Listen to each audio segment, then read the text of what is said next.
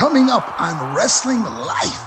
Just an amazing spectacle to be there live and experience it, because it was over 18,000 fans there, and it was just electric. The build-up throughout the whole night, they were on fire, but they were really waiting for that 10-man tag, but with the whole Hart Foundation, and it was just incredible. Owen scoring the win, I think, on Stone Cold, rolled him up using the tights or something, and every one of them got a individual reaction. Jim Neidhart did, Davey Boy did, Bret did, Owen did, and then the family members all just poured into the ring, pretty incredible. Like to see Natalie and TJ and Harry, Bruce's kids, was pretty incredible. And I've never seen a reaction at a show in Calgary since then.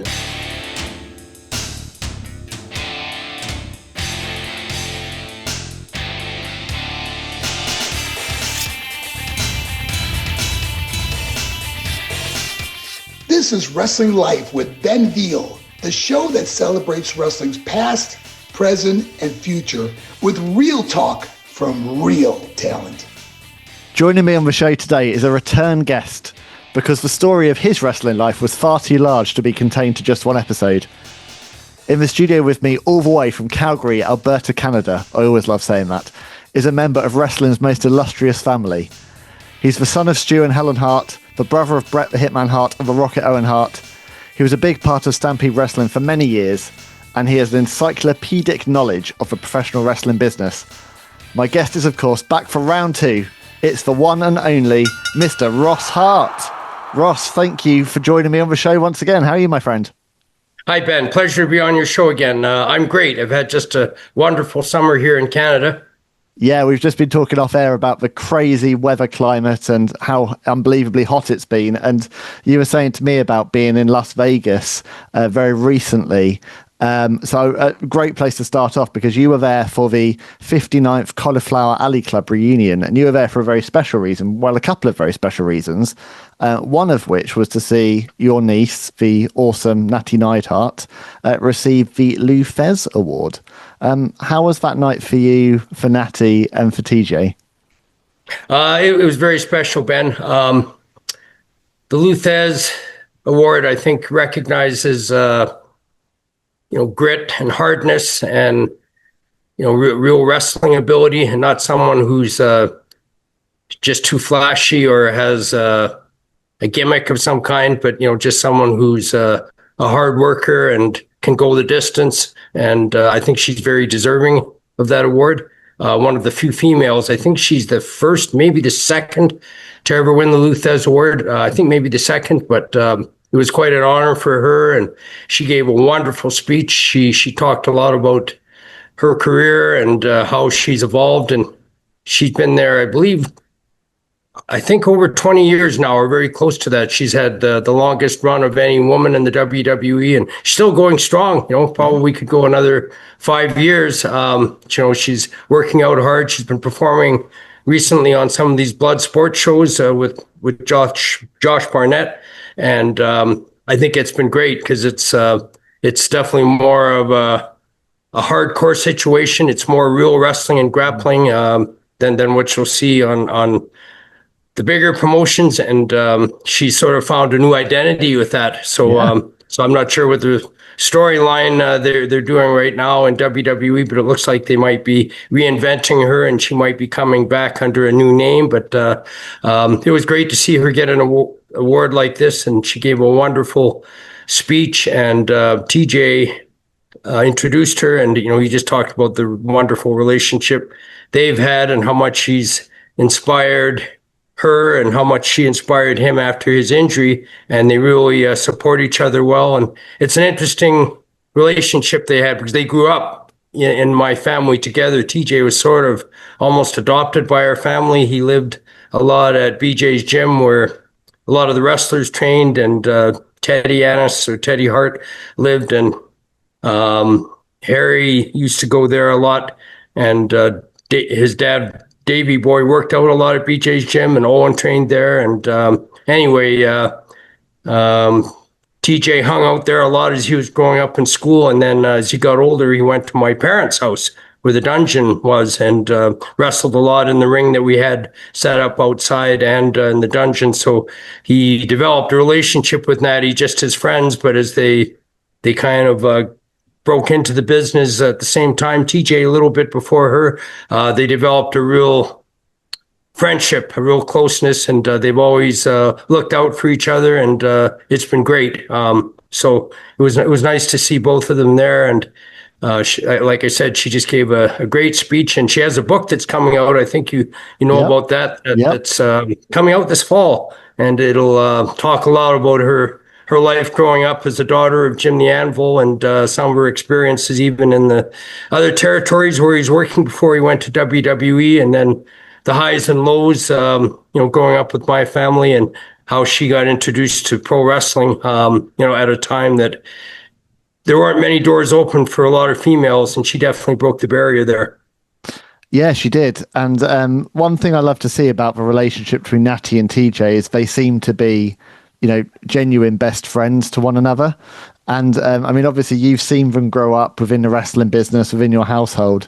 And now obviously they're carrying on this Hart family legacy with the work they're doing at the Dungeon 2.0. I mean, what does it mean to you to see how they're helping to, guide this next generation of wrestlers?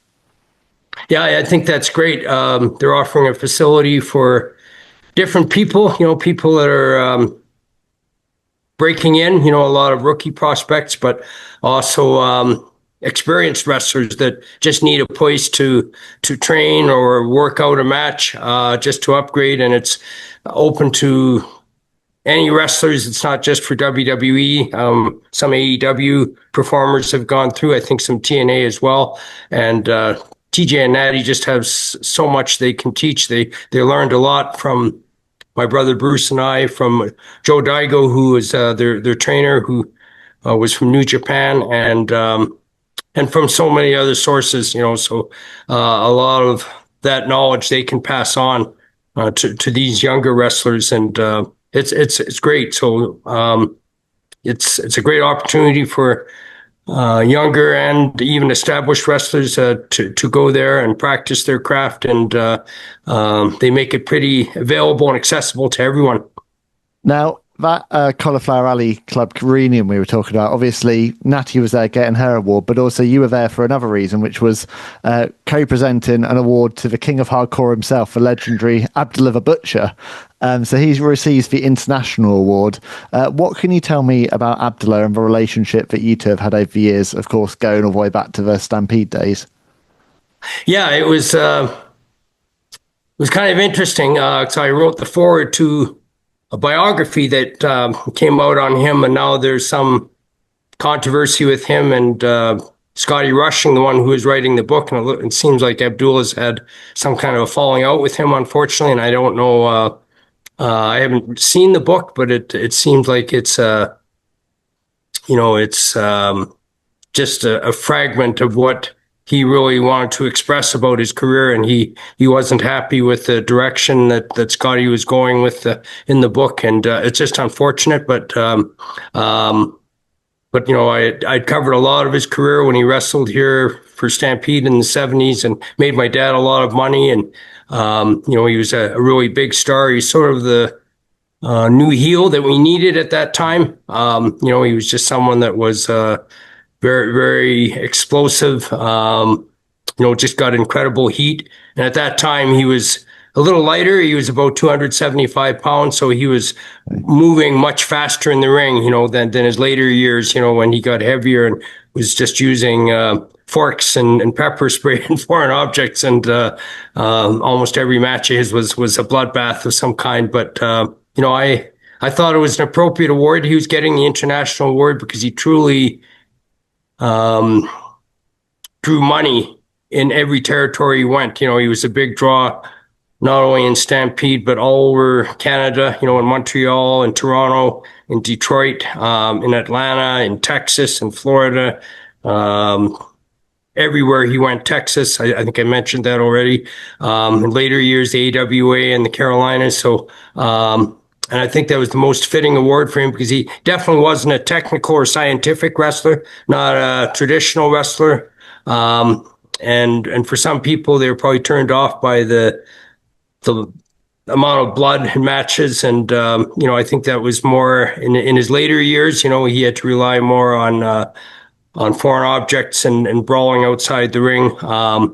and his better matches were definitely, I think, from the 70s and early 80s. But so he wasn't fit really for a traditional wrestling award, but for an international award, which really highlights accomplishments all over the world, and in terms of getting great heat, drawing great crowds, having exciting matches with a lot of wrestlers. And he did. He worked with guys like the Funks, Harley Race, Hulk Hogan, Bruiser Brody, Stan Hansen, and paved the way for a lot of Afro-Americans, a lot of blacks to make it in the industry, which was really difficult at that time because it was pretty much dominated by white people, and always having a very giving attitude to try and get whoever he was working with over, to establish them as a drawing card. Quite often you'd work with mid-card guys,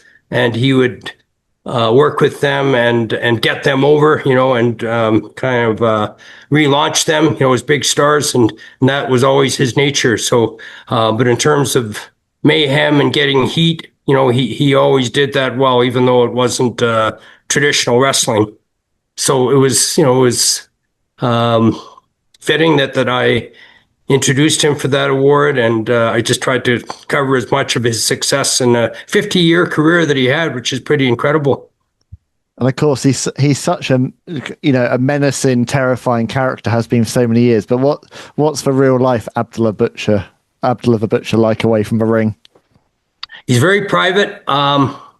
He's very guarded. He doesn't trust a lot of people unless you really earn his confidence. So, and I think that was always part of his ring persona. He never took pictures, signed autographs. He always stayed in character. And that's what effectively separated him from a lot of other wrestlers. He didn't go to bars or hotels or even gyms. He stayed very much by himself, traveled alone to shows, because he knew if he overexposed himself to too many fans or insiders, that would tarnish his image in the ring, which is supposed to be a wild Sudanese wrestler, who's just sort of crazy and unhinged. But he's a little bit like that even outside the ring.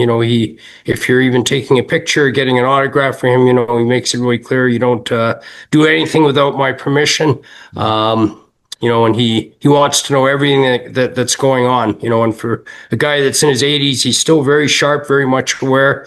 And he, I think, enjoys the recognition he's getting, because he did a lot in his career, but he didn't get a lot of emphasis from major promotions. I think the WWE inducted him in their Hall of Fame years ago because they had WrestleMania in Atlanta, which is where he lives. But they really didn't recognize a lot of what he did, just the impact he had on the business. And I think he has some regrets that he never got the opportunity to go to WWE, maybe just because his style was, too hardcore and maybe too much blood. But I think he definitely could have gotten over, with the right guys and maybe more of a ECW philosophy. He probably could have gotten over, in the mid 80s, at least for a short run anyway. But he was always exciting to watch in the ring, and he gave action, and he was always so unpredictable. You could never predict what Abdullah would do in a match, so and there's still that hardcore type of fans who like seeing that style of match, so for audiences today, he's still relevant.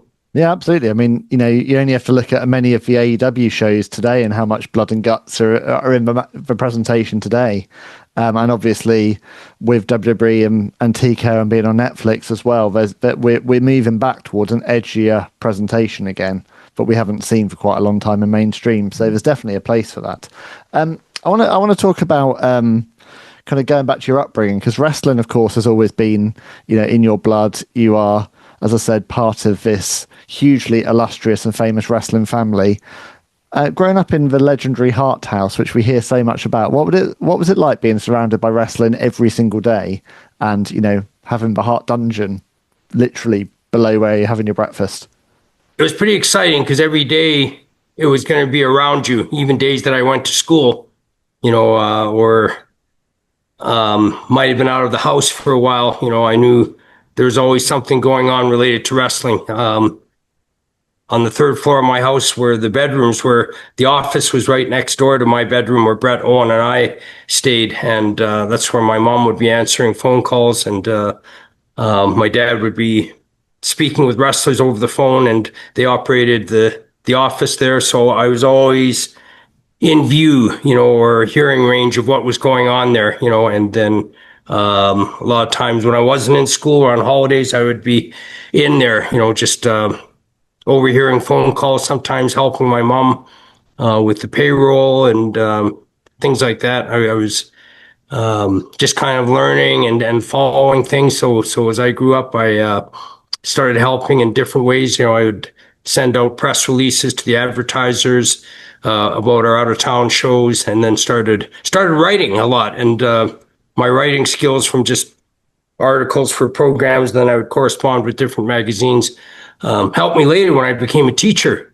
because I kind of knew how to extend my writing and write essays and editorials and resumes and things like that. And a lot of that I was able to pass on to my students. But it was always exciting. And in the evenings, usually my dad would work out in the basement. That was kind of his escape from the office, the working all day in the office and dealing with the wrestlers and getting them onto the shows and speaking long distance to a lot of wrestlers like Abdullah or whoever was calling about future bookings.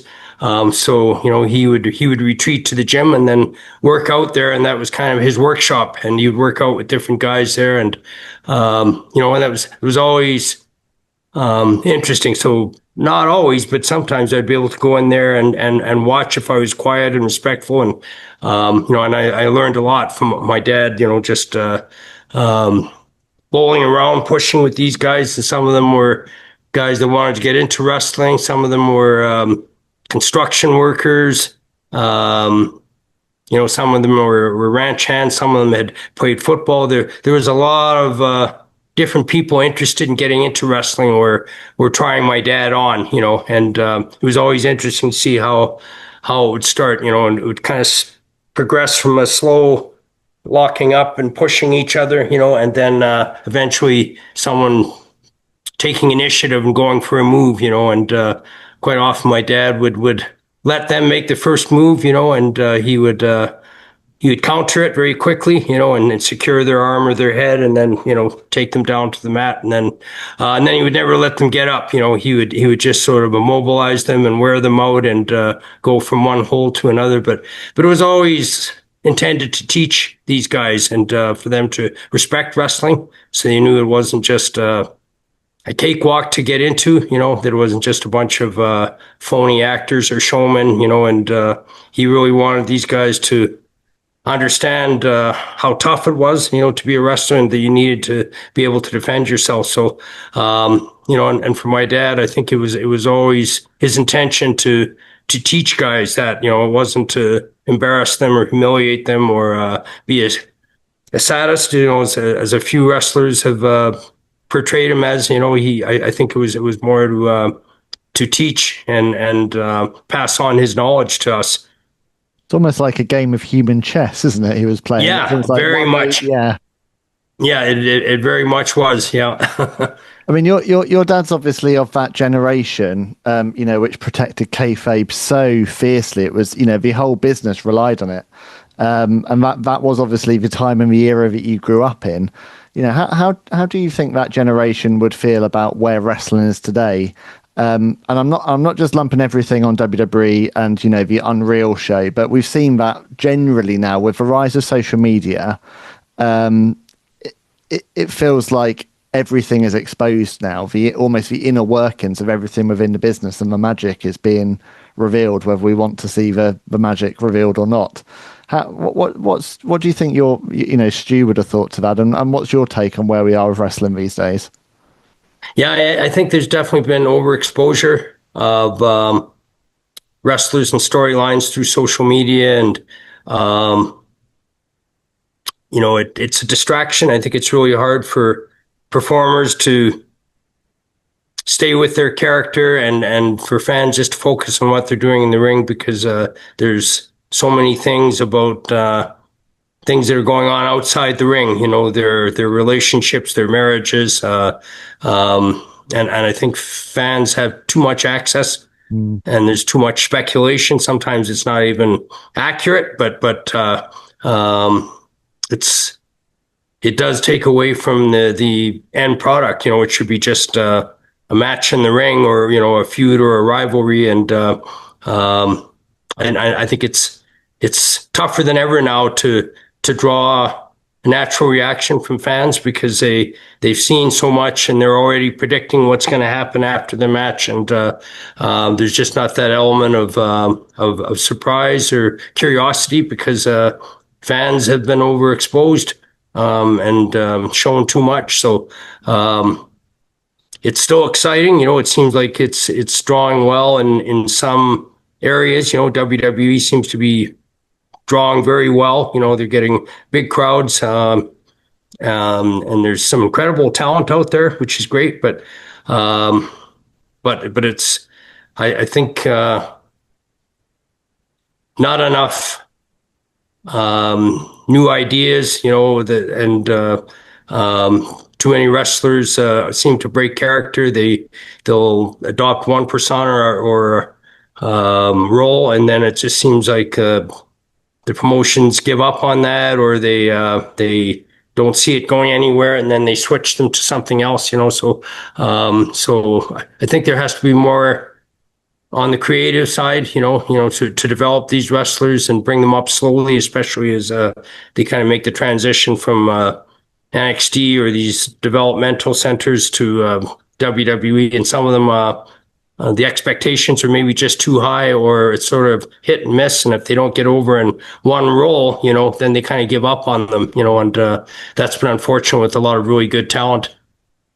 It's interesting because obviously so much now, we see so much on social media of the real person away from the persona. So we didn't, when I was growing up, talking about what you said about Abdullah the Butcher, I wasn't then seeing pictures of Abdullah at home with his wife and children or whatever it may be, but here you can take a cold-blooded heel and suddenly see a photo of them on Instagram with their cat or their children. Yeah. And so it's very, very hard to then feel legitimate hatred towards them because you've seen the real person. But what was interesting, I remember vividly, I think it was in early 1993, WWF Magazine did this feature on your family. It was shortly after Bret became WWF champion, and I remember that so vividly as a young boy, because it had all of the Hart men lined up. You remember the photo, won't you, with Bret holding the title and all the. I think actually, was it either Bret was holding the title or one of the boys was holding the title? But it had all of the Hart men lined up. There was photos of Stu and Bret in the office together. There was all these kind of behind the scenes shots of Hart House, and I remember that so vividly because that was the first time I'd ever seen like a wrestler's real life, and obviously very curated and planned for the feature, and it fed in obviously to the storyline, everything that was to come with Owen, and it was perfect in that regard. But there was a reason for that, but I don't really want to see this is me being an old school fan and how I grew up and what brought me into wrestling as a young boy. I don't really want to see the person away from the persona. Obviously, for the purposes of my show and conversations like this, yeah, I'm all for it. But I do like there to be an element of distance between the performer and the person. And I do worry that it's going a bit far. But I've spoken to a few people about Unreal recently, and a lot of people have settled on the idea, like Sean Mooney said to me, he said it's an experiment. You don't know until you try it. They might do one season and then realise, well, that didn't work. Or it might become the next gateway into wrestling, and we just have to accept that wrestling has evolved and it is what it is now. Yeah, I agree. And some of the fans are pretty harsh critics, some of the comments they make about wrestlers, and that can be hurtful. And it gets to the point where you don't even want to read comments about wrestlers, ones that were maybe released from contracts or just aren't getting over in a storyline, and there's just a lot of pretty severe judging and criticism, and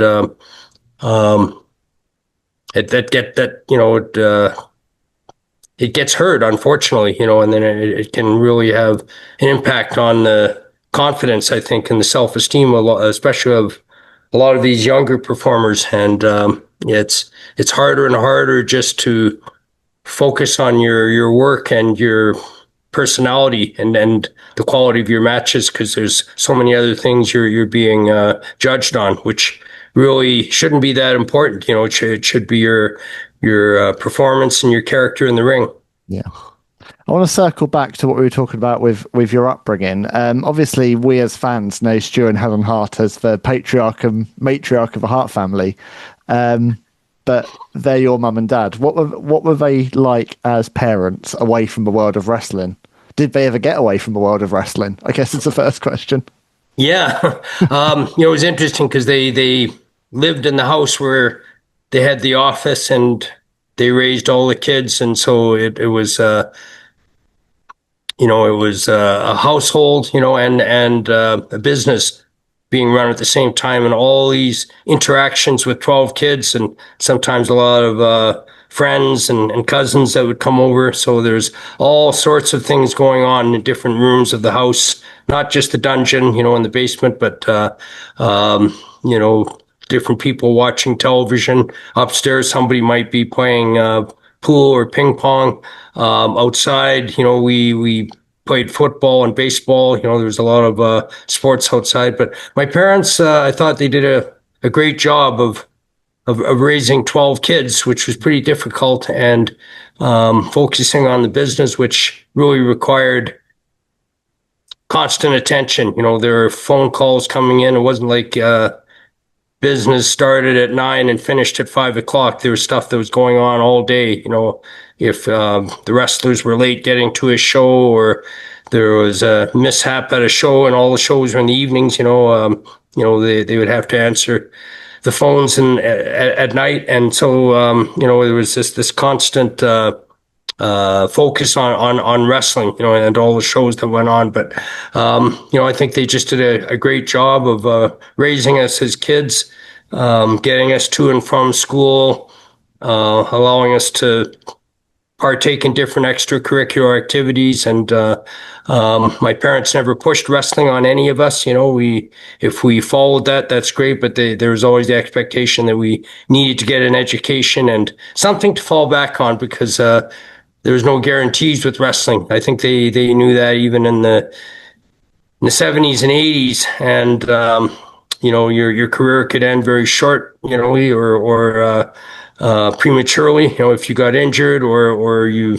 just didn't get over as a performer. So they always impressed on us to have something else to fall back on. So I went into teaching. A couple of my older brothers, Bruce and Keith, went into teaching. Keith was a fireman as well. And so that way we weren't solely relying on wrestling, as a profession. We had something else to fall back on. But it was always exciting growing up there, with wrestlers coming and going, sometimes to do business. There'd be guys who would work out in the dungeon. Sometimes wrestlers would just come out to use the weights and work out there. And then, sometimes they would work on some holds or moves, so the gym was always accessible. The dungeon was always accessible for wrestlers. And then when the weather was nice, we had a ring set up outside. So that was great, especially for Owen, because when he first started out, he practiced his moves, in the dungeon and then outside. Like when he did the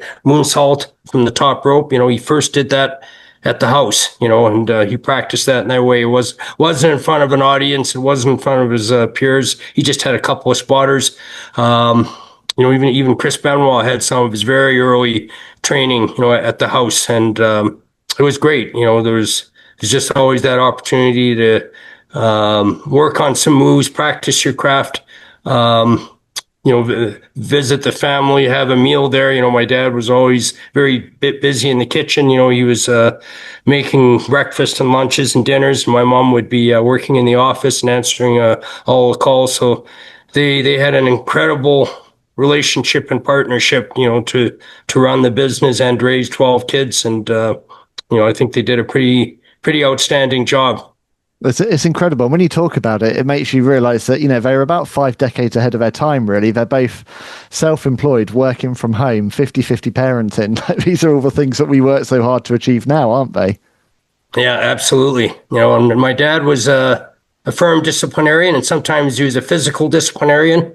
And sometimes that was needed, in the earlier generations, now, parents can't use any physical force. Teachers can't use physical force, on students. Sometimes even if you're restraining them or stopping them from harming someone else or themselves. But, we lived in a different period then. And, my dad was he was a firm parent, and sometimes he would physically punish at least the boys, the sons, but quite often we had it coming, and it would rein us in, and a lot of parents had to do that to kind of keep control of their kids and not lose them to drugs or just dropping out of school or joining gangs, or having unsafe or unproductive lifestyles. So. Title Run Toys Series 1. Dangerous Danny Davis. Wrath. Juventud Guerrera. Ernest the Cat Miller. And Mr. Wonderful Paul Orndorff. Coming to the ring soon. Was it your dad that smartened you up to the business? Not really. I think I just sort of caught on myself. I would see enough just because I had more access to what was going on. I would occasionally see two wrestlers that were feuding or working against each other, in proximity, maybe after a show was over, or maybe at my house, and if they came up to pick up the check. So I kind of figured it out, so these guys, they're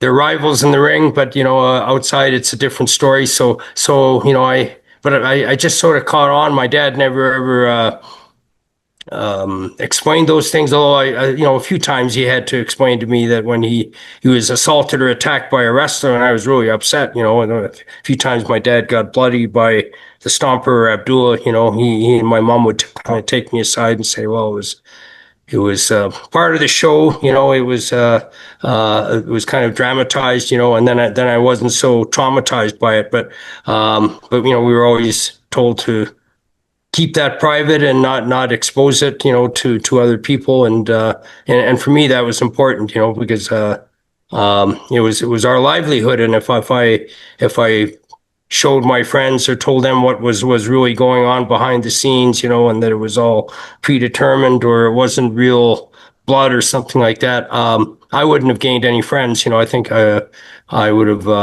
probably just been a subject of ridicule. So I was always very guarded, about what I knew about the business and kept that to myself.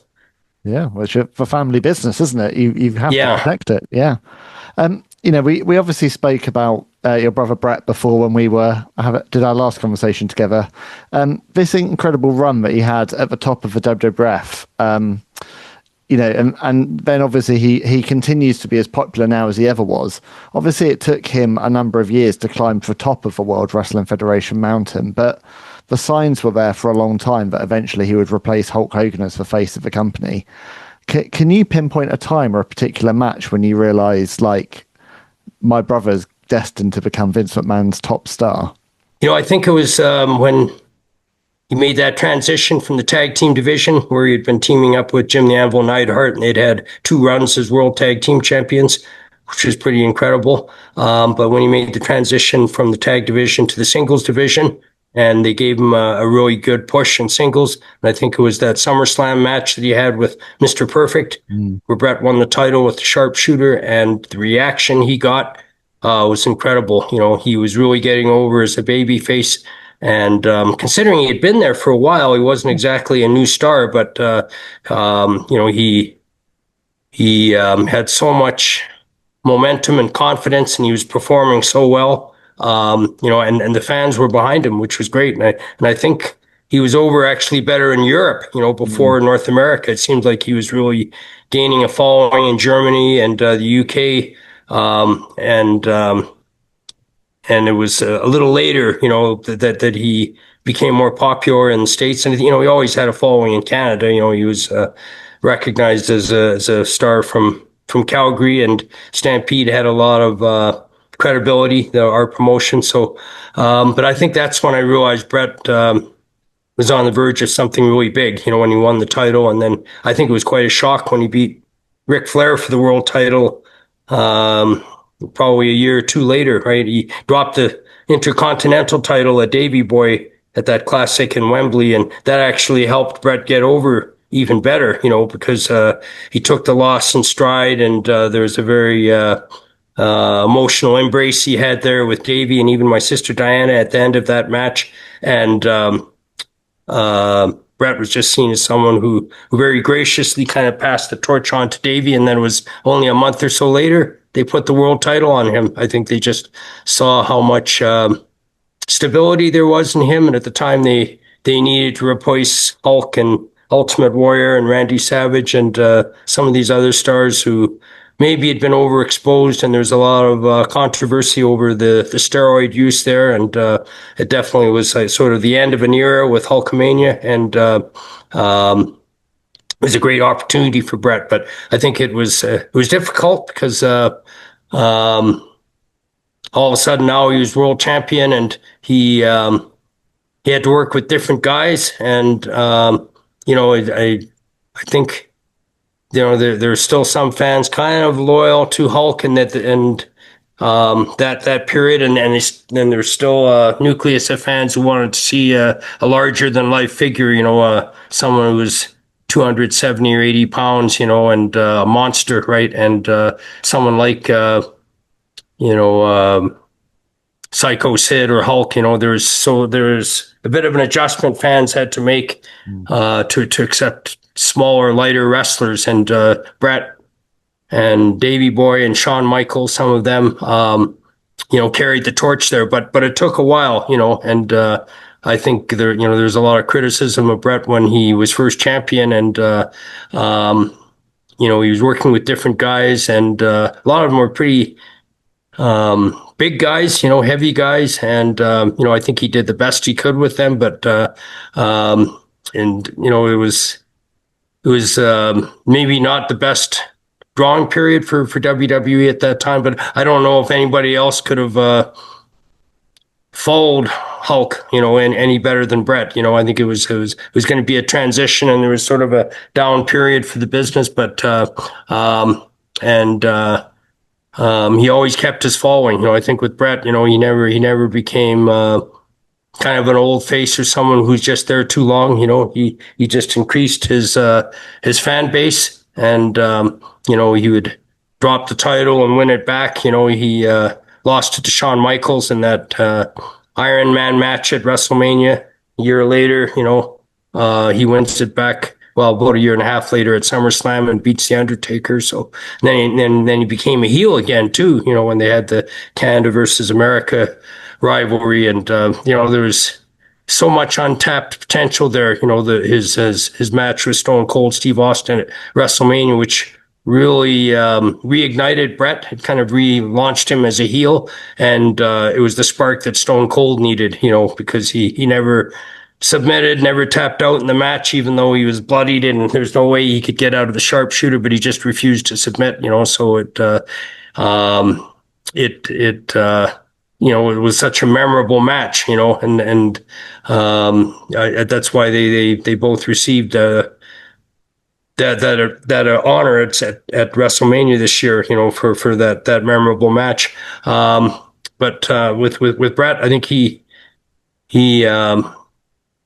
always had consistently good matches, and he always had a great fan base, and he had so much longevity there, and it was unfortunate how it all ended up with Survivor Series thing, because there was so much more potential there. He could have had another really good run with Stone Cold.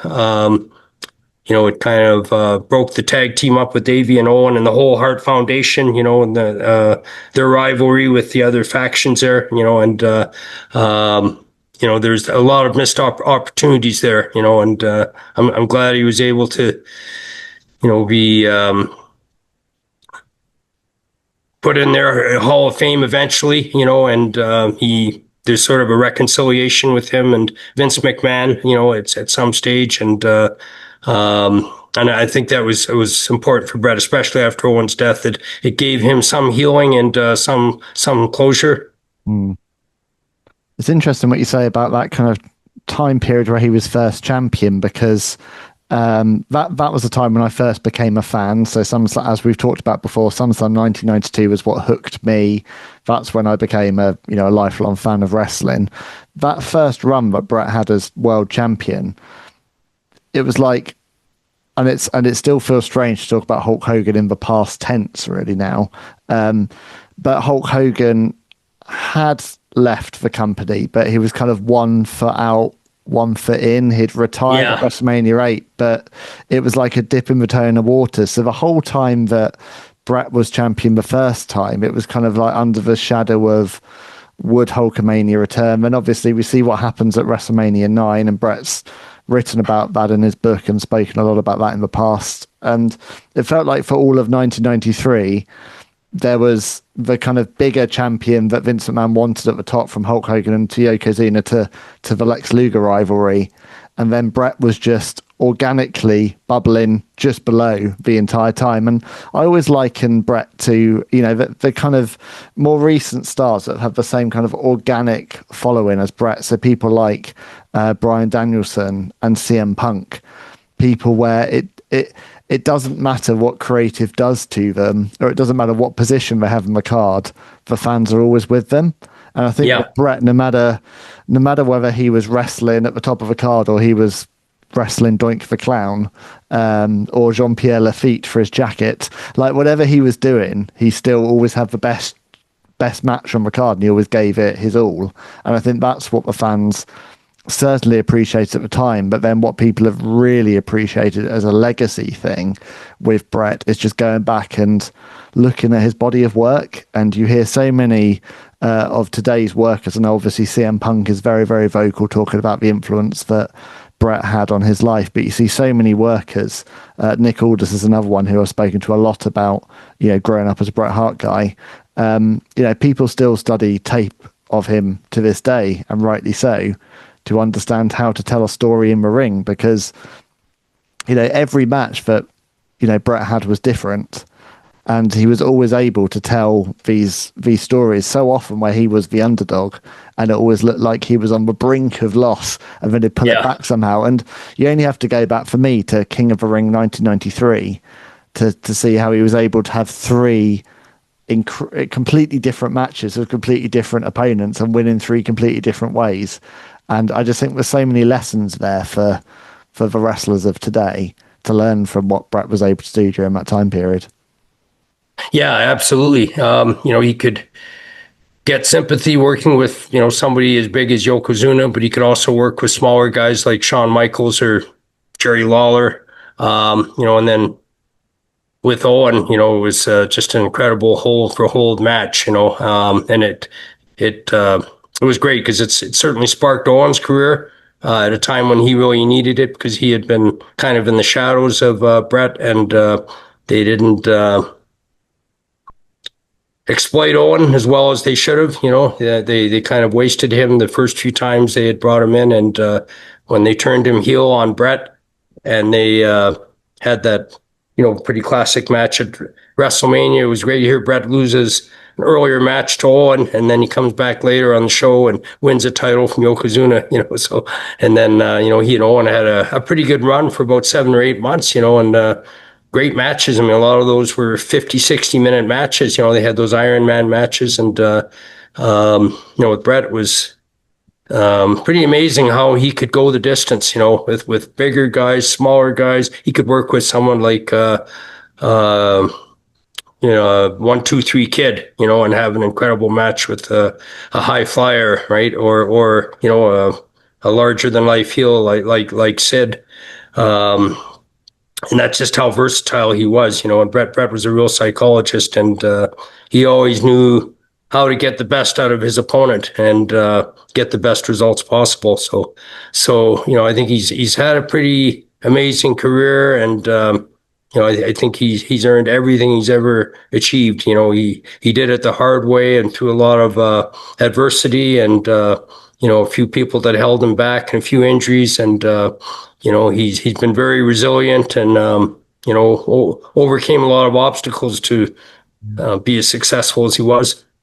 How did you feel as brother to both to be watching Owen's rise up the card in 1994? Because obviously you speak to anyone about Owen and they, he was just universally loved and adored by everyone who encountered him. But he really, really was incredible as being a despicable heel, wasn't he? Yeah, he was. I think Owen, that was part of his humorous nature, because he liked to pull a lot of jokes and pranks and get a good laugh, at somebody else's expense. Always pretty harmless. But so I think for the heel role, it was natural for him, just to do things that that pissed fans off, and be, and not go overboard, not be coarse or anything, but just be kind of sneaky and deceitful and ambitious and jealous of his older brother, and he pulled that off really well. And yet he was still a great performer in the ring. He was sound technically, Owen was an incredible performer. He could work heel or babyface, and I'd say equally as talented as Bret, but they were both better in certain areas. Owen, I think, was more of a high flyer. Bret maybe a little more of a technical wrestler, but that's why they balanced each other so well, as opponents. And and then it was only fitting they would kind of reunite, and the whole Hart Foundation was reestablished in that great storyline. And then they brought in Davey Boy, and they brought back Jim Neidhart, and then added Brian Pillman, who had a real connection. A lot of fans didn't realize, he was Bruce's tag partner in Stampede for several years, and had learned and trained in the dungeon, and Bruce had been his teacher, and they were even going to bring Bruce back as part of the Hart Foundation, and I think he would have added something there, and there's just unfortunately some political influence in the background, and they decided not to bring Bruce in, but he could have very easily fit in there, because he was a older brother, to all of them. Bruce actually had the most influence on my brother Owen's career. He taught Owen, he inspired him as a booker. He gave Owen his first break on Stampede. So there's a lot of connections there, but even with the groupings they had with that Hart Foundation, it was, I think, a real boom period for wrestling, because there were so many other factions they could compete with, right? With Triple H and Shawn Michaels and their group, and then the black group with The Rock and Ron Simmons and some of them, and there's all these factions kind of competing, and the Hart Foundation were baby faces everywhere in Canada, heels in the States, so it was great. I think it created a lot of interesting storylines, and even some cultural and ethnic storylines, that were really big, especially when you had American audiences hating the Canadian wrestlers, and in Canada, we hated all the American wrestlers, and then I think getting kind of mixed reactions in Europe and those other places, but it was pretty exciting when they had that Stampede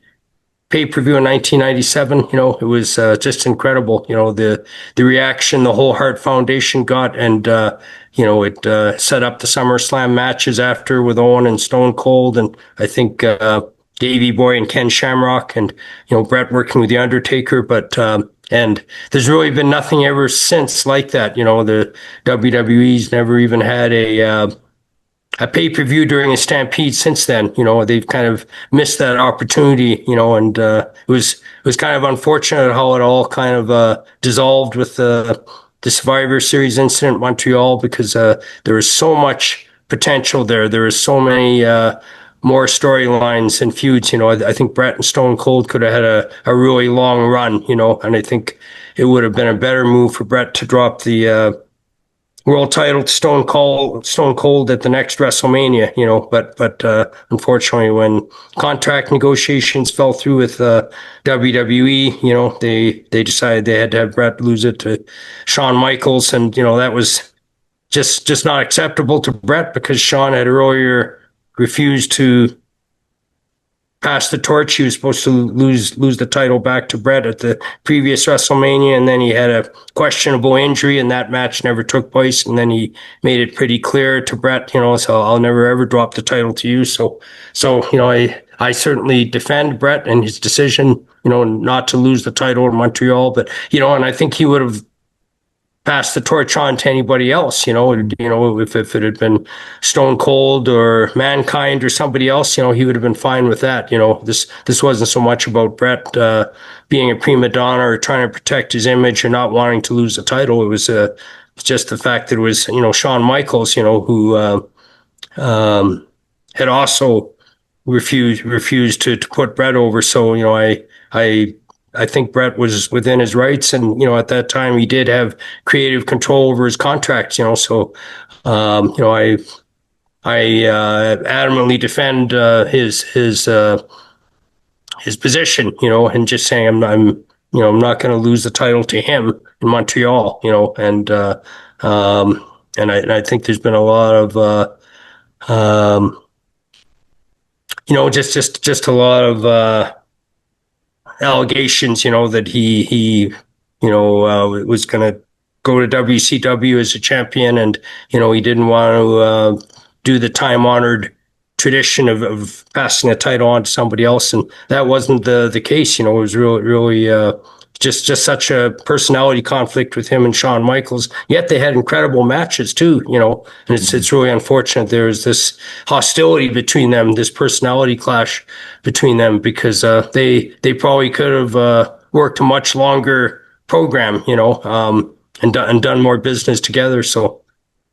Well, I think, in many ways, the trajectory of Bret and Shawn was just too similar, wasn't it? They were so good individually and then collectively, and their rises were at such a similar time that it was bound to go ahead eventually. I've always landed on Montreal as it being a power play, a way to weaken a big acquisition for WCW, because I've come around this in my head so many times before, thinking, Shawn and Taker were in a program in September and October 1997.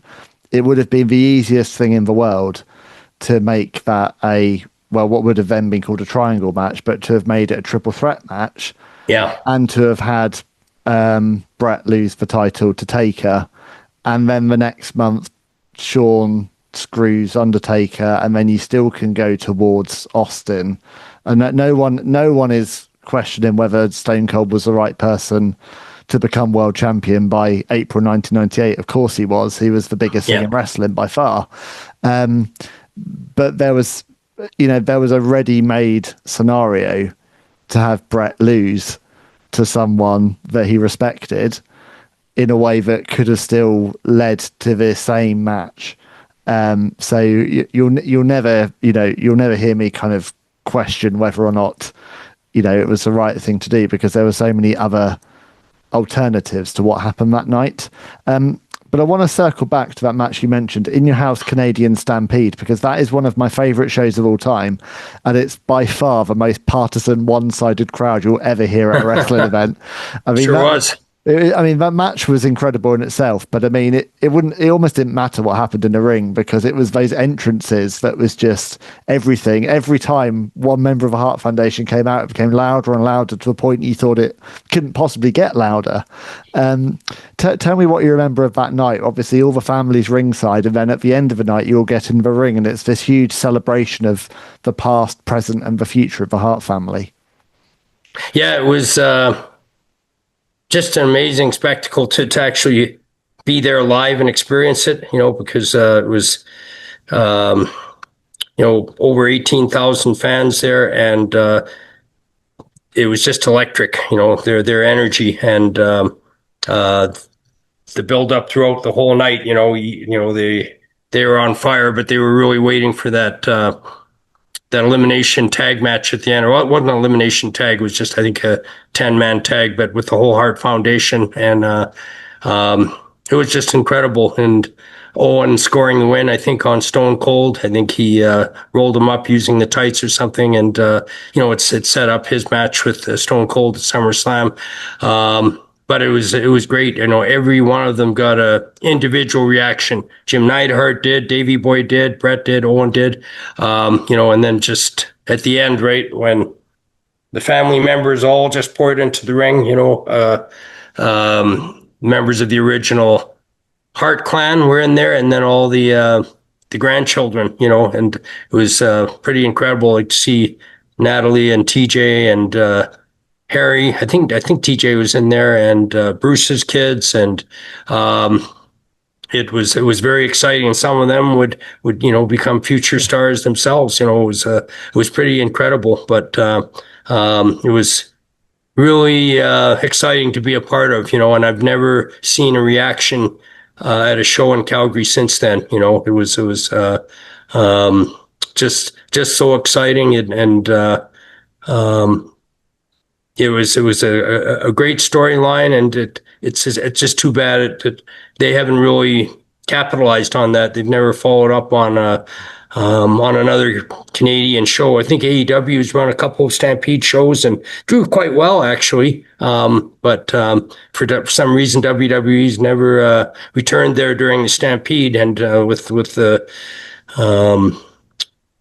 the regular following of fans, there's a lot of wrestling fans here, and then just all the tourists and people coming to visit Calgary, I know it would be a big success. It could be a huge drawing card, and if they maybe honored Bret and maybe even showed clips or highlights of that Stampede show from '97, it could be great. It could be very nostalgic, and it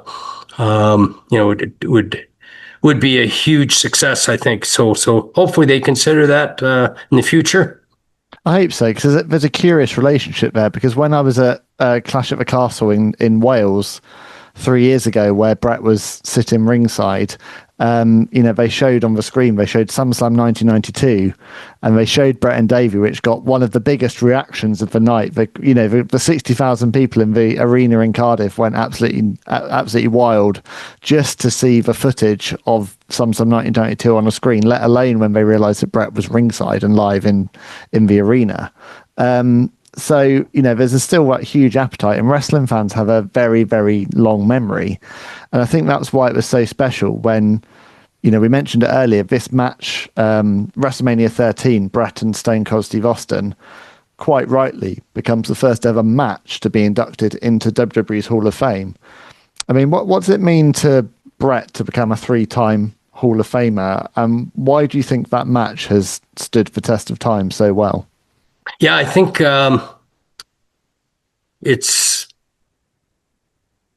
a great acknowledgement, of Bret's in-ring ability, that he had consistently great matches, and for WrestleMania, that's sort of the highest stage, of any match, and it was great because it launched him in a new role where he's going to change into a heel, but it also launched Stone Cold. It gave Stone Cold that credibility that he needed, and he was an instant star after that, and so I think it's great that they acknowledged that match, and it's definitely one of the most memorable matches of SummerSlam. I think there's just specific matches that Bret was a part of. His SummerSlam match with Davey Boy at SummerSlam. I mean, I'd like to see both of them get inducted in the Hall of Fame for that match. And then of course his match with Stone Cold. So it was just such an important trajectory for both of them in their careers at that time. And, just so many people remember bloodied stone cold, and he's trapped in the sharpshooter and refusing to tap, refusing to submit. And, so he came out of that match a winner, and for Bret, it just kind of recreated him and put him in a new role. So, yeah, I think it was gratifying for both of them, to receive that award, but it was also disappointing. They were told that at the award ceremony they only had 3 minutes to speak,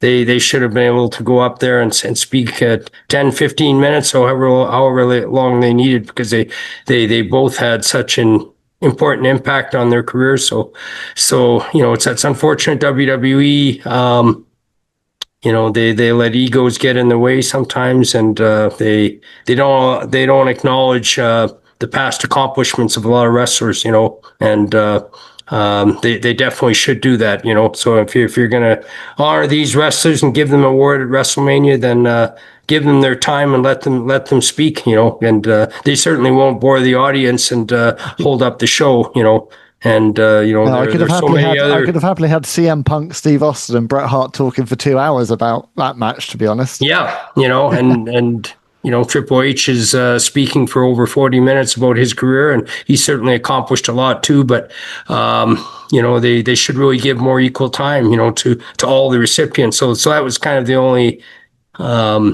downer, the only disappointing aspect of their award, that they were told they only had like 3 minutes to speak. But still, great acknowledgement of that match and the impact that it had on their careers and WrestleMania. Yeah, and one thing that can't be taken away from Bret is that he will always be the first ever 3-time WWE Hall of Famer. So for someone who for the longest time it looked like he'd never be inducted into the Hall of Fame given everything, the fact that he becomes the first ever 3-time WWE champion shows the respect that is there, even if it's not always shown in the right way. Yeah, absolutely. And then it sort of introduced a new category for awards at their Hall of Fame. So next year they can induct another match. Maybe it's Hulk Hogan and Andre the Giant, or Ricky Steamboat and Randy Savage or something. So I'd be very surprised if it's not Hogan and Andre next year. I'm sure with Hulk's passing, it's going to that now. That would be a natural, wouldn't it, Ben? Yeah. I was very, very tempted to get the replica trophy of the Bret Austin match that they were given until I saw the price tag. I thought it would look amazing behind me, but not for $1,500. I will just leave that one there. I'm Marc Mero, former WWE Intercontinental Wrestling Champion and 3-time WCW World Television Champion. I am thrilled to announce the release of my new book, Bad to Good. The inspiring story of a wrestling wild man chronicles the highs and lows of my life, both in and out of the wrestling ring. It's a powerful narrative of overcoming adversity and the importance of perseverance, no matter how tough the journey gets. Co-authored with my good friend and award-winning journalist, Ben Veal, this is a story I've long wanted to share, and I truly hope it inspires you. I hold nothing back in this book, revealing the untold truths of my extraordinary life, from my modest beginnings and my first boxing match to the struggles with addiction that almost consumed me and my evolution into the charismatic Johnny B. Bad. This book offers an insider's perspective on the world of professional wrestling and my journey as a sports entertainer. You'll read about my pivotal negotiations with Vince McMahon that led to the first ever guaranteed contract in the WWF and how that decision marked me within the locker room. I discuss the impact of my relationship with my then wife, Rena, known to fans as Sable, on my career. I also confront the darkest moments of my life, how I hit rock bottom and how that experience sparked my rebirth, leading me to become America's leading motivational school speaker, inspiring young people and transforming lives. Featuring forwards by my good friends Diamond Dallas Page and Lex Luger, along with contributions from Mick Foley, Eric Bischoff, Vince Russo, and others who shared this wild journey with me. Bad to Good is a story you don't want to miss. Head to Amazon.com or WrestlingLife.online now to pick up your copy. Another iconic match that we didn't talk about last time. We spent a lot of time talking about WrestleMania 10, which for me is the greatest opener to a WrestleMania of all time. But a match that I don't think gets anywhere near enough attention is that SummerSlam 1994 cage match between Bret and Owen, which ended up being a real family affair. Like, everyone was there for that one. What are your memories of that match in the big blue cage? Yeah, it was pretty exciting. Again, a really wild, frenzied crowd. And, it just allowed so many family members to kind of get involved at the end. There's a number of us trying to climb the cage there, because I think Bret, Owen had attacked Bret after the match or something. But anyway, so it showed the different factions there. Davey Boy and myself and I think a few others were trying to scale the ring, and we got knocked down. But it just showed the impact, I guess, of these storylines of the family with different members taking sides. And it was kind of interesting. A few years before that, when Davey fought Bret, there were almost two sides to that match, and obviously Bret's family wanting to see him win, and Diana kind of caught in the middle, but had to be more loyal as Davey's wife with her. So that was exciting, and a great match. It was kind of the peak of their long rivalry, and it really consolidated Owen as a heel, as the jealous brother of Bret, and someone who always felt overlooked, and that Bret got all the breaks and opportunities. And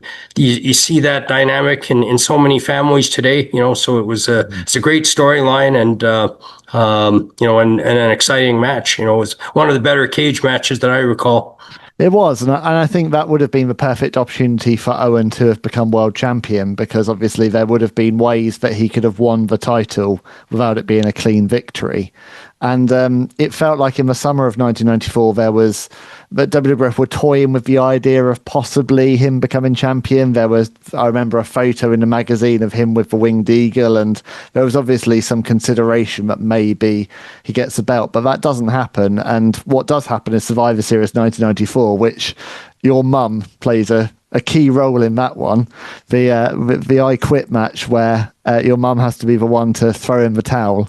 I've always been curious, like, how did your mum feel? Because obviously, it's been well documented that your mum wasn't, the world's biggest fan of wrestling, but she kind of had to accept that it was the family business.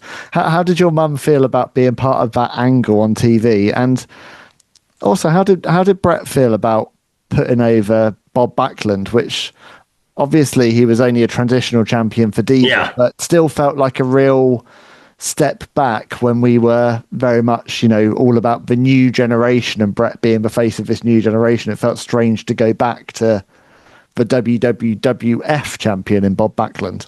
Yeah. So going back to my mom, it was interesting. I don't think she ever would have done that on the Stampede promotion when she was behind the scenes just working in the office. There's a real separation for her. She never went to the matches.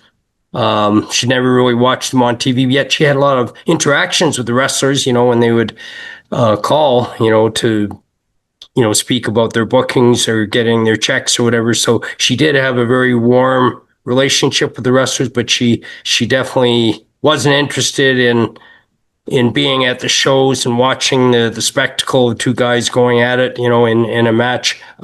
She was very refined, very reserved.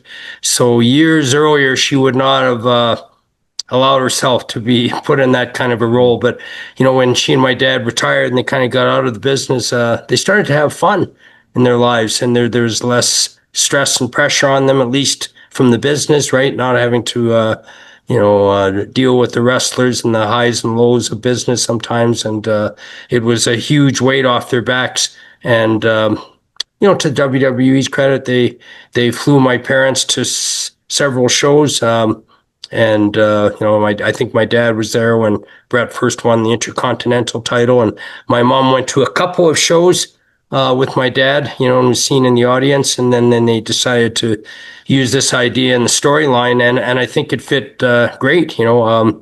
My mom just saw it was helping Bret and creating a storyline, and wasn't too sleazy or unbecoming. It was just sort of a mother's reaction, to her son being caught in this submission and refusing to submit, and Owen appealing to her, to end the match and end Bret's suffering. And of course, that was part of Owen's plan. He totally deceived her, and my dad, throughout the whole thing was not buying it, and wouldn't fall for it, and wanted the match to continue. And so I think they were happy to do that because it created some sympathy for Bret, and expanded the rivalry between Bret and Owen, so I think Bret might have been initially disappointed he was dropping the title, but he was really looking forward to working with Owen, and I don't think anyone was happier than Bret to see Owen get a new life there in the WWE, and a new role where he was one of the top stars, and they could have this rivalry against each other, and they had incredible matches, and it was great. There was no ego problems there or selfishness. They just had incredible matches. And I think if Bret had been asked to drop the title to Owen, he probably would have done it very willingly. And they had a long 7 or 8 month program, and and they worked on top just about everywhere, and had some incredible matches, and they could really showcase what they could do, so. And for Bret, he'd been kind of screwed out of the title like he had been against Yokozuna, and then he would get that opportunity back, and when they decided Kevin Nash wasn't maybe catching on or getting over as champion, they had him drop the title back to Bret, that match is incredible. I mean, that match is so historic, not only because I think it's the first time that someone goes through a table on WWF TV. But also that finish where he kind of plays possum and then rolls up Diesel into a little small inside cradle, and then Diesel's face of fury when he realizes what's happened. It's just that was a masterclass. Again, I think undoubtedly that's Kevin Nash's best match, and I think it's one of Bret's best matches as well, because it's just so 1995 was not an easy year in the WWF at all creatively, but that match was like it was a bit like the WrestleMania 13 match. It was like a nod to what's to come. Like you could kind of see that, we're starting to get attitude. Things are changing now. Things are getting a bit edgier. And that match was like a real precursor for where everything was going. It certainly was. And, it was a good sign that Bret could come back. He could lose a title, like when he lost the Intercontinental title to the Mountie in that match, then came back and beat Roddy Piper for it. I mean, that was a classic match. Yeah. That could be another Hall of Fame entry. Just incredible, and one of the very few times Roddy Piper ever lost. I can't remember. And it was just an incredible match, and both baby faces too. But Bret just had that staying power. He could lose the title and then come back 7 or 8 months later and win it again, and still be as refreshing as any champion, and always had a fan base or following. I don't think Bret was ever pushed down the throats of WWE fans. They always embraced him. They always supported him, and he knew how to get sympathy and be an underdog, and he found ways to come back and beat guys very believably, very plausibly. Yeah, and it's a good point you make about him not being forced down our throats, because one thing that defines Bret's run in the WWF was, he was the perennial underdog. Even when he was champion, he was always facing these bigger foes, and he becomes a 5-time champion because there keeps being obstacles put in his way that he has to overcome. He never had a huge undefeated run where you'd see him headlining WrestleMania after WrestleMania after WrestleMania and winning all the time. And I think that was part of his appeal, was that you were always rooting for Bret, but so many times he'd get screwed out of things or something would go wrong. But you always wanted him to get that victory in the end. And that is the heart of great storytelling, isn't it? You want to root for the underdog. You want someone who doesn't win all the time, but who carries on, who gets back up, who dusts themselves off and keeps going.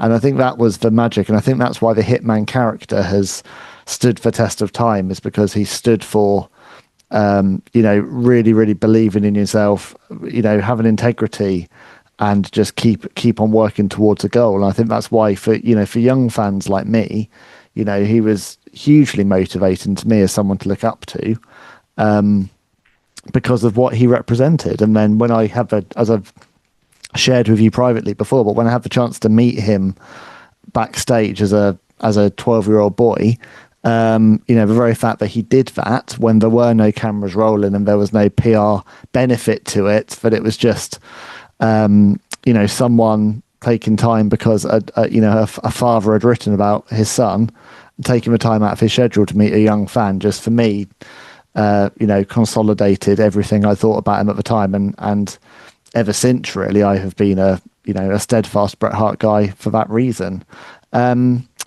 Just to kind of wrap up before we, I want to talk a little bit about Owen before we finish, but I just wanted to circle back to Montreal Screwjob, because I remember vividly where I was, 13-year-old, watching that play out on my TV, not understanding at all what had happened, just thinking, well, that looks weird.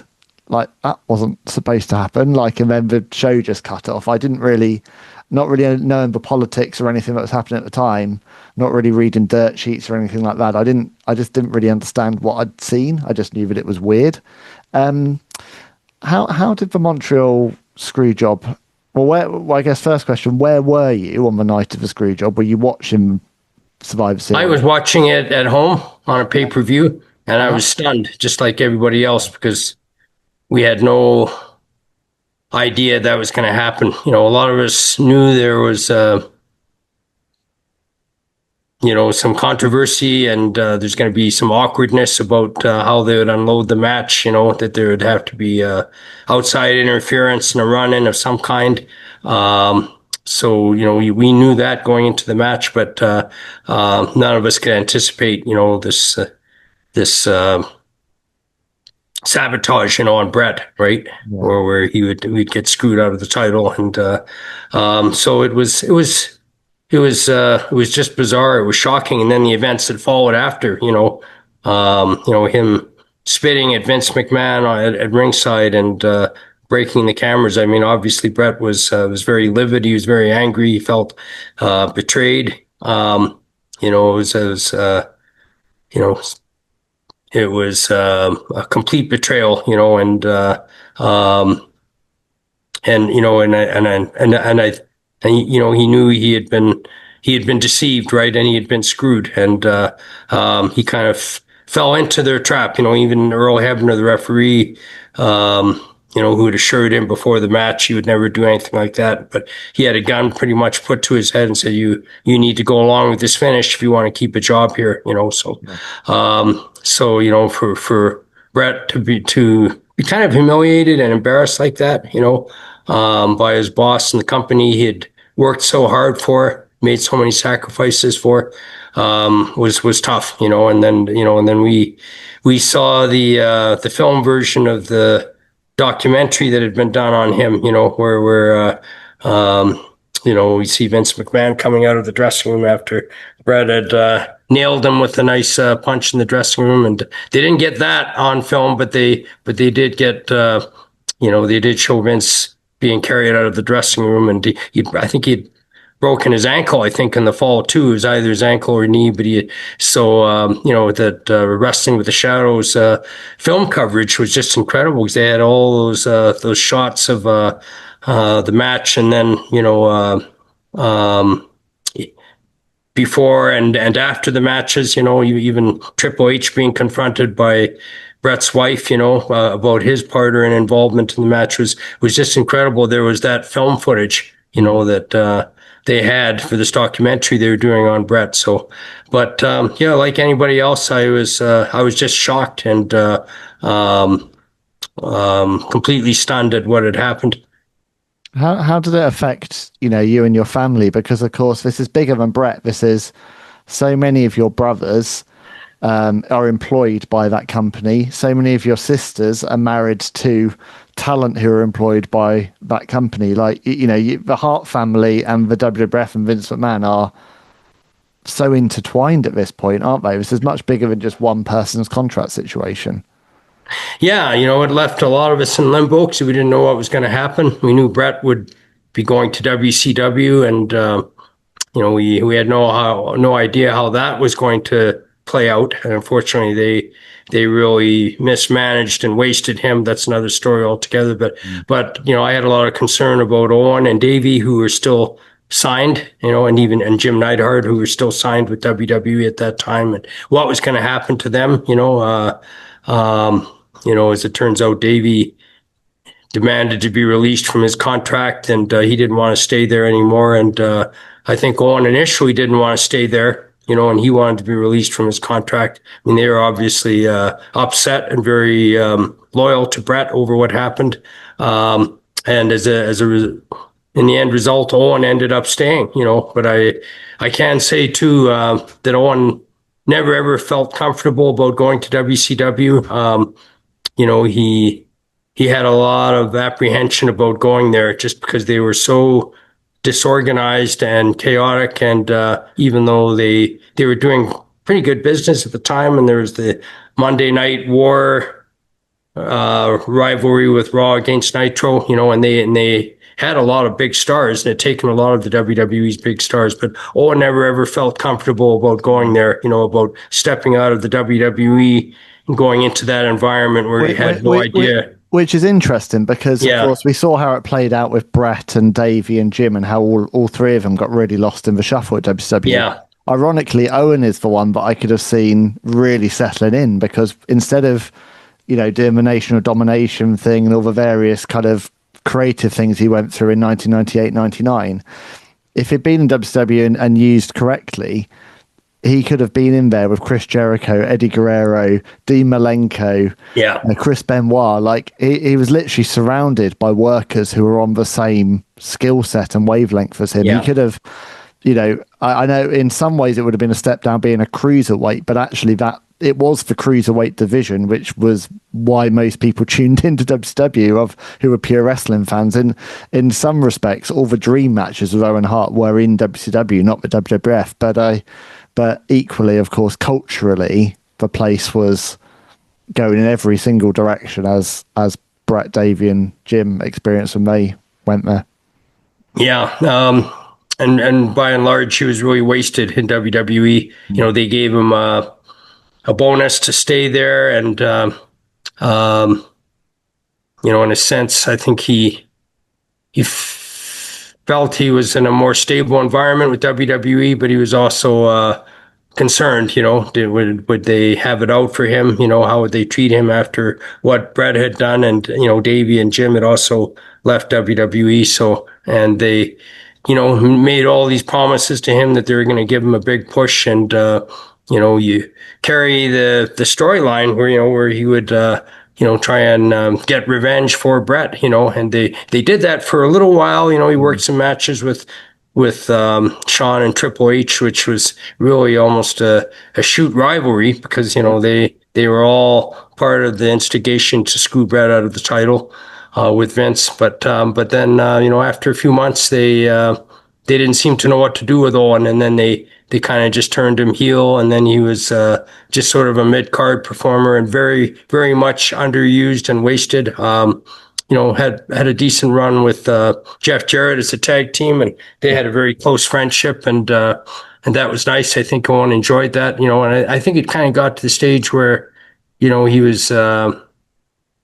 he was there just to make his money, and he was really looking forward to his retirement a few years down the road where he could spend more time with Martha and his kids. And I think he was just kind of counting the days. He wanted to make a little more money, and he needed to stay there a few more years and then retire and step away from the ring. Owen never wanted to be there past his prime and just sort of trying to hang on to a job like some wrestlers and overstaying his welcome, so to speak. And that's sort of the the sad thing, that he never got that opportunity, and he was just put in this very unneeded, unnecessary, silly role, to be lowered into the ring like that. It was so reckless. It was so unsafe, and he should never have been put in that position. But and it was just tragic on so many levels. But Owen never really let the business consume him. He probably should have been more forceful about his role, and just but he almost didn't care. It just got to the point where he was just doing his job, and even though he was asked to put over some guys that he really shouldn't have, and they didn't use him in a really meaningful role. For him, I think it was just a job, and he didn't get too consumed about whether he was winning or losing or who he was working with. And as long as he was making his money, and he could look forward to going home at the end of the trips and seeing his family. Yeah, I mean, it's heartbreaking to talk about him. I mean, I've only just wrapped up recording a few months ago. Myself and Ash, my Gone Too Soon co-host, recorded a special episode where we paid tribute to Owen around about his what would have been his 60th birthday, and the two of us spoke for around 2 hours. I think we could have spoken for another 10 hours quite happily, because we were just sharing all these memories that we had as fans of your brother. But the thing that was great throughout that conversation, apart from obviously when we talked about his passing, was actually just we were smiling from ear to ear for the entire 2 hours, because actually, just as a fan, Owen brought so much joy to me and millions worldwide. And even when he was a despicable heel, you look back at him and you're just like, oh, it was just all hilarious. It was just all so brilliant. I mean, he's obviously, deeply and dearly missed by so many of us. Especially, yeah, even coming back as the Blue Blazer, but he was impersonating Ric Flair and Hulk Hogan, and that was Owen. He never took the business too seriously and just wanted to have fun with it. So he was comical and mischievous, and he enjoyed playing the heel role, just because he knew that was the reaction he was getting from fans. But I always enjoyed him more as a sympathetic baby face, in some of his matches against Muck and Singh, and Steve DeSalvo and some of these bigger heavyweights, and some of his earlier Stampede matches were just incredible. And I don't think he really got the opportunity to showcase enough of that in the WWE, except for when he worked against Bret, and had some pretty good matches with Davey Boy too. I remember they had a match for the European title. Incredible. And one of my favorite matches. And you could just see the traces of the old Stampede wrestling style, in those matches he had with Owen, and with what Owen had with Bret and Davey, just hold for hold, just great matches, and it was very skillful and very technical, and he could still do that whether he was a heel or a babyface. Yeah, and he also made everything count. Like when he won his Slammy Award, no one cared about Slammy Awards. Owen Hart was the only person who cared about Slammy Awards, and then he goes and steals the second one and becomes a 2-time Slammy Award winner. Yeah, and then when he breaks his arm and he has his cast on for about 6 months, it's just like it's just all these little things that he'd do. It's just really great old school storytelling. Yeah. When he becomes King of the Ring and he's the King of Hearts, just any opportunity he had to kind of rub Bret's nose in it, he'd take, wouldn't he? It was fantastic. Yeah, no, it was great character development, great storylines. Owen, took full advantage of that, and that was great. Well, look, before we wrap up, I just wanted to ask you about your life away from wrestling. So you have just retired from education after almost 4 decades working in high schools. How are you? Yeah, I was teaching. Yeah, I think I taught 40 years in the public school system, mostly high school English. And again, there's some connections between my personal and family life, because the skills I learned in the office growing up, learning how to write articles for programs and things like that, and press releases, and just character development of these wrestlers. It made me, I think, a more effective teacher. I could talk about dramatic roles in plays and novels and short stories to my students, and it just really enhanced my writing skills. Again, from my background of working in the office, with my mom and dad, and behind the scenes, probably more there than as a performer or a wrestler or anything like that. It definitely was a transferable skill to my teaching career. And it was great because, teaching was a good, stable industry for me, from my exit from wrestling. And it was, a very, it was a very productive career, to shape a lot of kids' minds and help them get through their high school courses and graduate, get their diplomas. And it's very gratifying when I see some of them years later, and they thank me so much, for how much I taught them as a teacher, or just as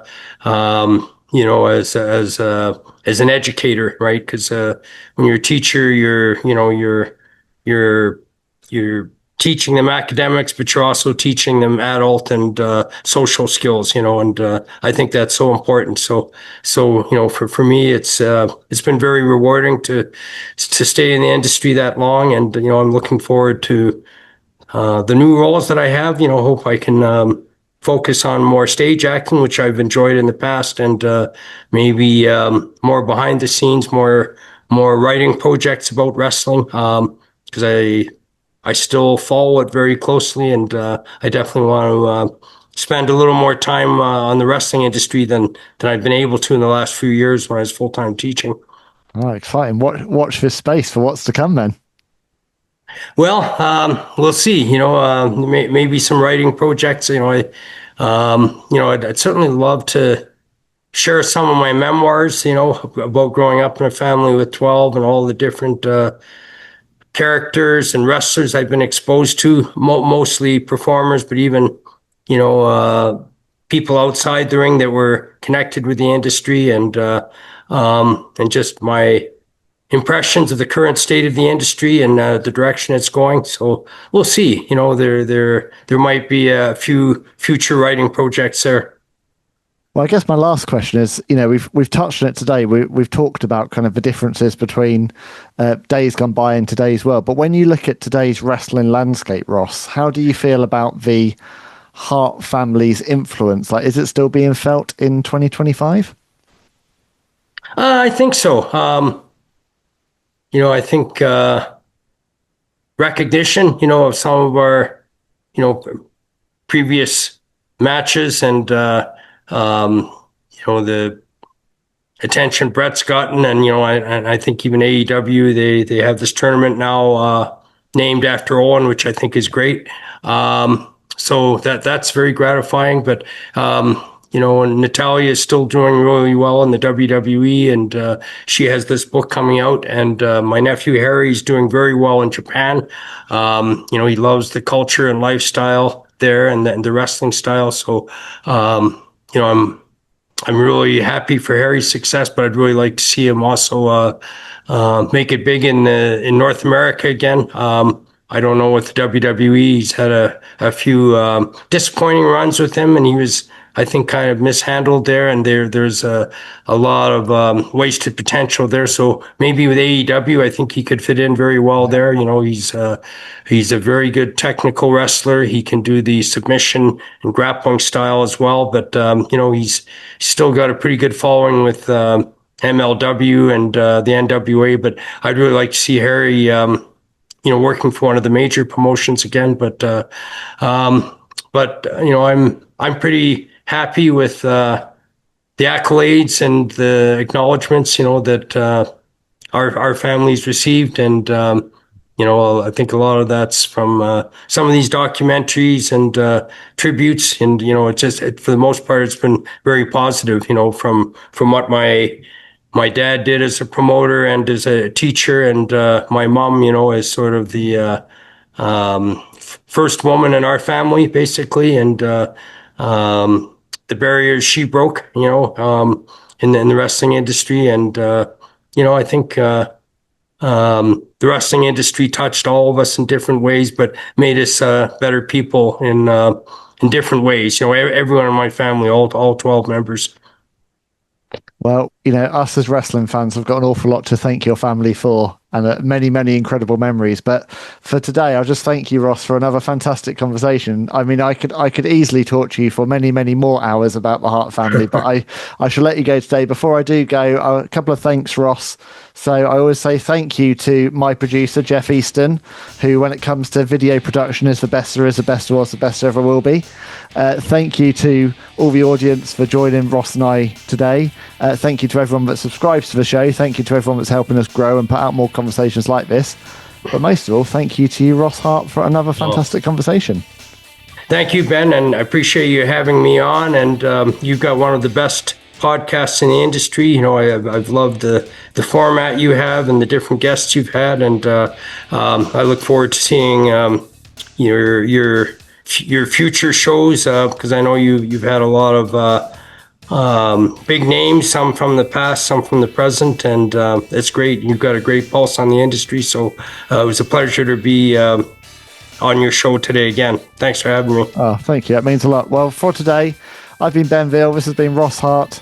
This has been Wrestling Life. I'll see you soon for real talk from real talent. Bye.